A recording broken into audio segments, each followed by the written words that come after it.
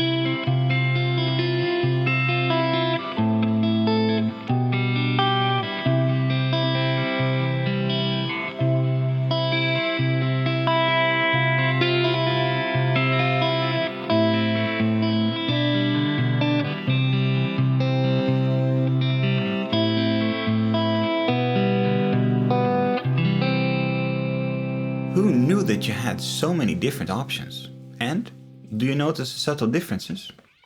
Some of them are more expressive, while others are very stable and evoke the sound of some kind of final ending.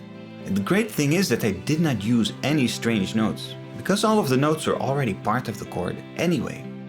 And although I played this example on the guitar, you can use this on any instrument or any instrument combinations. So, what are you waiting for?